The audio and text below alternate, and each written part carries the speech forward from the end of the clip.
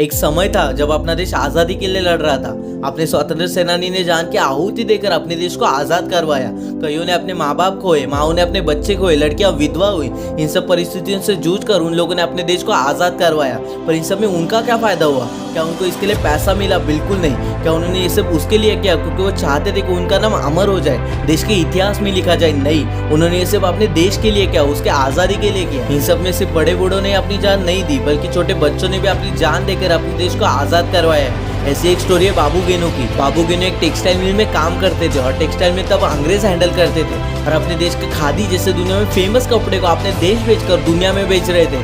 तब बाबू गेनू ने उस पर आवाज उठाया और सामने से आ रहे ट्रक को रोकने के लिए वो सड़क के बीचों बीच लेट गया और बोला कि अगर ट्रक को आगे ले जाना है तो वो मेरे शरीर के ऊपर से जाएगा।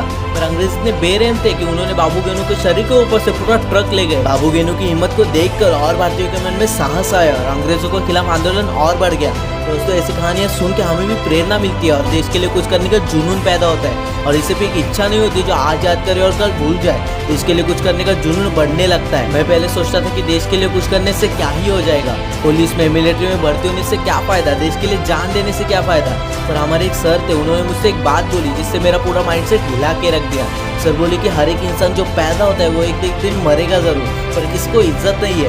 पर अपने देश के लिए शहीद होकर तिरंगा में लिपट कर आने का जो प्राउड है वो अलग है। वो बात मुझे इतनी गहरी चुभी कि मेरी पूरी सोच ही बदल गई। पर ऐसा नहीं है कि आप सिर्फ मिलिट्री में, पुलिस में भर्ती होने से ही देश के लिए कुछ कर सकते हो। आज अपने देश में सबसे बड़ी प्रॉब्लम है बेरोजगारी। आज अपने देश में जॉब जाने वालों की नहीं बल्कि जॉब क्रिएट करने वालों की जरूरत है। अगर आपने अपने जिंदगी में 20 लोगों को भी काम दिया तो आपने अपने देश की ग्रोथ में कंट्रीब्यूट किया है। आज चल रहे स्टार्टअप की वाइब की वजह से ये प्रॉब्लम मेजरली सॉल्व हो जाएगी। आज अगर आप ज्यादा पैसे कमा रहे हो तो भी अपने देश के ग्रोथ में कंट्रीब्यूट कर रहे हो। आप अगर ज्यादा पैसे कमाओगे मतलब ज्यादा टैक्स भरोगे और अपनी इकोनॉमी को स्ट्रॉन्ग करोगे। आज टाटा, रिलायंस जैसी कंपनी हजारों करोड़ों में टैक्स देती है। एक्चुअल में वो टैक्स भरती है तब हमारी इकोनॉमी में पैसा आता है। अगर आप टैक्स भर रहे हो तो अपने देश को मदद कर रहे हो। So just do it. Video पसंद आए तो वीडियो को एक लाइक जरूर करना और चैनल को सब्सक्राइब कर लेना, जिससे उर्दू फ्रॉम मोटिवेटर।